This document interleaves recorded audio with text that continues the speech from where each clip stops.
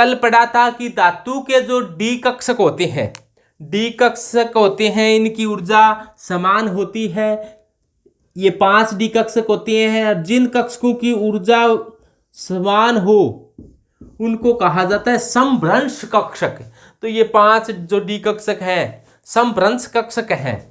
ये भी कल बात बताई थी कि dxy dy और dxz में कक्षक पाली अक्षों के मध्य स्थित होती है, जबकि dx2y² और dz² में कक्षक पाली अक्षों पर स्थित होती है। ऐसा आप लोगों ने कल पढ़ा था। ये बात बताई गई थी कि यदि अष्टफलकीय संकुल हो तो T2G कक्षकों की ऊर्जा कम होती है, EG कक्षकों की ऊर्जा अधिक होती है, जबकि चतुष्फलकीय में इसका उल्टा होता है। यहां पर जो डेल्टा का मान था उसका मान था डेल्टा O, इसे कहा था क्रिस्टल क्षेत्र विपाटन ऊर्जा। डेल्टा O को कहा था अपने क्रिस्टल क्षेत्र विपाटन ऊर्जा, क्रिस्टल फील्ड स्प्लिटिंग एनर्जी। तो ये मान लो चतुष्फलकीय के लिए है तो इसे क्या कहेंगे, डेल्टा टी कह देंगे। डेल्टा टी क्या होगा, टेट्राहेड्रल कॉम्प्लेक्स के लिए क्रिस्टल फील्ड स्टेबलाइजेशन एनर्जी है। ये डेल्टा ओ क्या है, ऑक्टाहेड्रल के लिए स्टेबलाइजेशन एनर्जी। अंतर इतना ही है, T2G की ऊर्जा कम है, EG की ऊर्जा ज्यादा है, जबकि यहां पर चतुष्फलकीय में क्या है, EG की ऊर्जा कम है, T2G की ऊर्जा ज्यादा है। ये टेट्राहेड्रल के लिए है, यानी कि चतुष्फलकीय के लिए है, और ये किसके लिए है, ऑक्टाहेड्रल के लिए। ये किसके लिए है, ऑक्टाहेड्रल के लिए। ऑक्टाहेड्रल में क्या होता है, T2G कक्षों की ऊर्जा अधिक होती है, कम होती है, जबकि EG कक्षों की ऊर्जा अधिक होती है। ऑक्टाहेड्रल में ऐसा क्यों होता है, क्योंकि T2G कक्षक में कक्षक पालियां अक्षों के बीच स्थित होती है, जबकि लिगेंड है वो अक्षों से आते हैं, जिसके कारण T2G कक्षकों में प्रतिकर्षण कम होता है, जिससे इनकी ऊर्जा कम रह जाती है, जबकि EG कक्षकों में कक्षक पालियां अक्षों पर ही होती है, जिससे यहाँ पर EG कक्षकों में प्रतिकर्षण अधिक होता है, जिसके कारण इनकी ऊर्जा बढ़ जाती है। जबकि टेट्राहेड्रल में क्या होता है, टेट्राहेड्रल चतुष्फलकीय ज्यामिति में जो कक्षक पालियां हैं वो कौन सी काम आती है, अक्षों के बीच वाली, और अक्षों के बीच वाली कौन सी है, T2G। तो जिसके कारण यहाँ पर T2G में प्रतिकर्षण ज्यादा होगा, जिसके कारण इनकी ऊर्जा क्या हो जाती है, बढ़ जाती है। जबकि EG कक्षों की कक्षक पाली अक्षों पर होने के कारण यहाँ पर प्रतिकर्षण कम होता है, जिसके कारण इनकी ऊर्जा क्या हो जाती है, कम हो जाती है। तो अलग अलग प्रकार के कॉम्प्लेक्स में डिवाइडेशन अलग अलग तरीके से होता है। टेट्राहेड्रल की क्रिस्टल फील्ड एनर्जी कम होती है और ऑक्टाहेड्रल की क्रिस्टल फील्ड स्प्लिटिंग एनर्जी ज्यादा होती है। तो डेल्टा टी बराबर, इसमें संबंध क्या होता है, डेल्टा टी बराबर 4/9 डेल्टा ओ। ये एक बार इसको अपने साथ बोलो कि डेल्टा टी बराबर 4/9 डेल्टा ओ। डेल्टा टी बराबर 4/9 डेल्टा ओ। डेल्टा टी बराबर 4/9 डेल्टा ओ, तो याद आसानी से रह जाएगा। तो अपने कुल मिलाकर डेल्टा ओ क्या होता है, डेल्टा टी क्या होता है, T2G। ये इन कक्षकों को कहा जाता है T2G कक्षक, और इन कक्षकों को कहा जाता है EG कक्षक। T2G कक्षकों की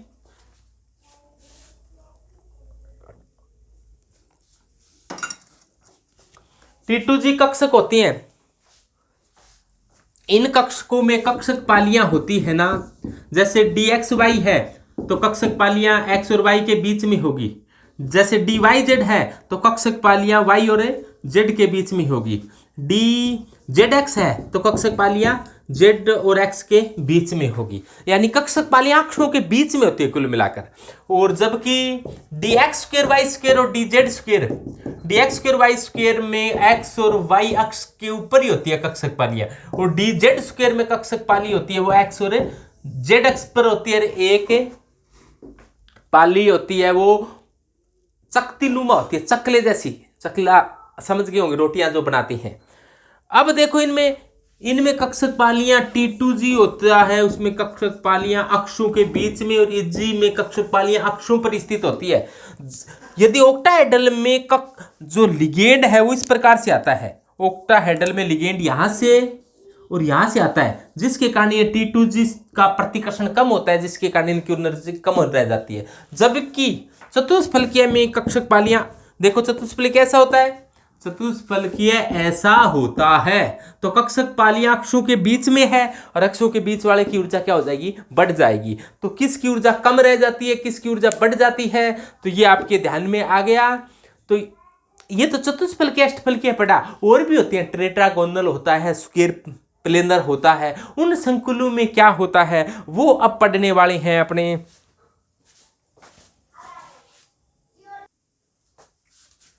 ओके, पहले क्या था, पहले बात ऐसे थी कि डी कक्षक थे, उनकी एनर्जी कम थी, डी कक्षक की जो डी कक्षक थे उनकी एनर्जी कम थी। ये मान लो जो 5 डी कक्षक थे वो बैठे थे आराम से।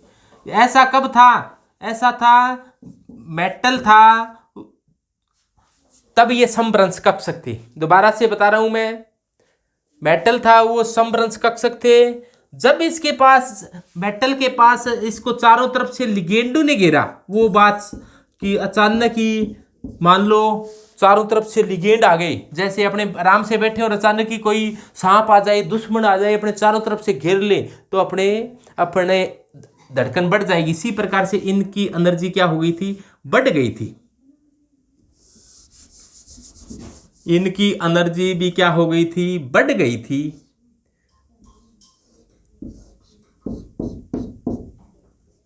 इनकी एनर्जी है वो बढ़ चुकी है अब। तो ये तक कब की बात थी, जब मेटल के पास क्या आ गए, लिगेंड आ गए, तब इनकी एनर्जी क्या हुई थी, बढ़ चुकी थी। उसके पश्चात क्या हुआ, जब केवल मेटल के अंदर 5 कक्षक इस प्रकार से थे, जब इसके पास लिगेंड आया तो इनकी एनर्जी क्या हो गई, बढ़ गई। कैसे बढ़ी, कितनी बढ़ी, क्यों बढ़ी, ऐसा आपको बता दिया गया है। तो ये 5 कक्षक थे, लेकिन जब इसने ऑक्टाहेड्रल संकुल बना लिया, एक लिगेंड ऊपर लग गया और वर्ग समतल के दोनों तरफ लिगेंड लग गए, यानी कि वर्ग समतलीय द्विपिरामिडीय ज्यामिति बन गई। वर्ग समतलीय द्विपिरामिडीय ज्यामिति को अष्टफलकीय ज्यामिति कहते हैं। तो अष्टफलकीय ज्यामिति बन गई, तो इसकी जो T2G व EG में विपाटन हो गया, और T2G कक्षकों की ऊर्जा क्या रह गई, कम रह गई, और EG कक्षकों की ऊर्जा क्या होगी, अधिक हो गई। इसको T2G का है, इसको EG का है। T2G व EG के बीच में एक एनर्जी का गैप है, इसको कहा है डेल्टा O। और ये डेल्टा O, इससे अपने तुलना कर देखें तो ये है -0.6 डेल्टा O, और इससे ये है +0.6, नीचे वाला -0.4 डेल्टा O, और ऊपर वाला है वो +0.6 डेल्टा O। ये ऐसा तब था जब ये अष्टफलकीय संकुल बना। चतुष्फलकीय में बता दिया कि उल्टा होता है, चतुष्फलकीय में आपको पहले ही बता चुके हैं कि उल्टा होता है। अब देखो ये जो कक्षक है ये कौन कौन से हैं, DXY है, और DYZ है, और DXZ है। DXY, YZ और XZ, और ये कौन से हैं, DX2 Y2 और DZ2। अब देखो इनमें टेट्रागोनल होता है। टेट्रागोनल की बात करें तो टेट्रागोनल में जो जेड वाले हैं इनकी एनर्जी क्या हो जाती है, टेट्रागोनल में जो जेड वाले हैं उनकी एनर्जी क्या हो जाती है, कम हो जाती है। जबकि एक्स वाई वाले हैं उसकी एनर्जी क्या हो जाती है, बढ़ जाती है। अब अपने बात कर रही हैं ये टेट्रागोनल में क्या होगा। टेट्रागोनल में क्या होता है, टेट्रागोनल में ऐसा होता है कि जो जेड वाले हैं उनकी एनर्जी कम हो गई। अब जेड वाले कौन है, जेड वालों कौन सो गए थे, ये रहा जेड वाला, दो है इसमें। जेड वाले 2 हैं, कौन कौन से, ये रहे 2, और एक इसमें से डी वाई जेड है और एक इसमें से डी एक्स जेड है। तो जेड वालों की एनर्जी कम हो जाती है, जबकि एक्स वाई है इसमें से एक्स वाई वाले की एनर्जी क्या हो गई, बढ़ गई, ये बढ़ गई, ये रहा डी एक्स वाई। इसी प्रकार से जेड वाले की एनर्जी यहां पर क्या हो चुकी है, कम हो चुकी है, और D X square Y square की एनर्जी क्या हो गई है, बढ़ गई है।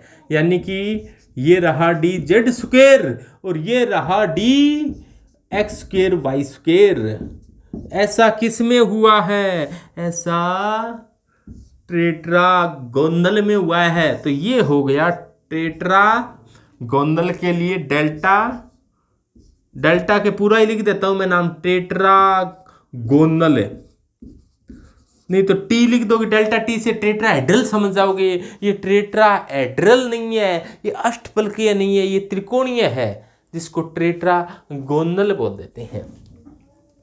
अब यदि ये वर्ग समतलीय प्रकार का संकुल हो तो क्या होगा, वर्ग समतलीय में क्या होता है, इस बात को समझो कि ये बात क्या थी।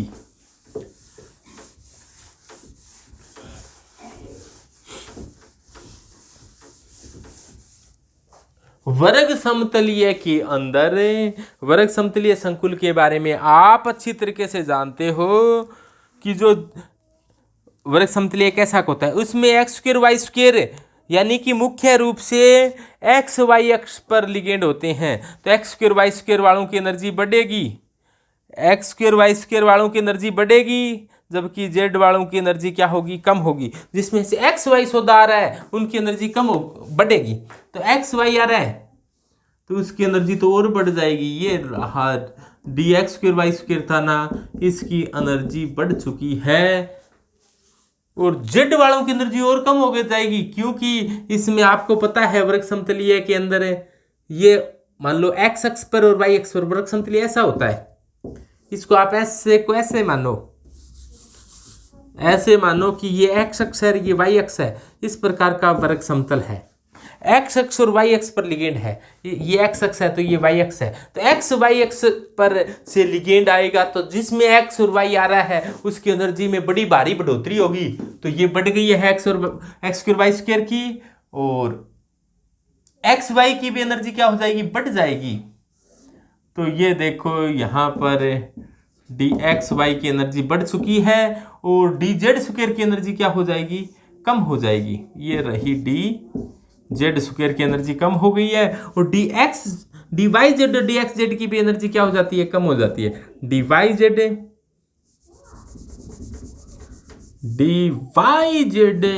व डी एक्स जेड की एनर्जी क्या हो जाती है, कम हो जाती है। तो इस प्रकार से तो ये जो डेल्टा आएगा इसको डेल्टा स्क्वायर प्लेनर एसपी कह दे। तो डेल्टा एसपी होता है वो सबसे बड़ा होता है, सबसे बड़ा डेल्टा कौन सा, डेल्टा एसपी।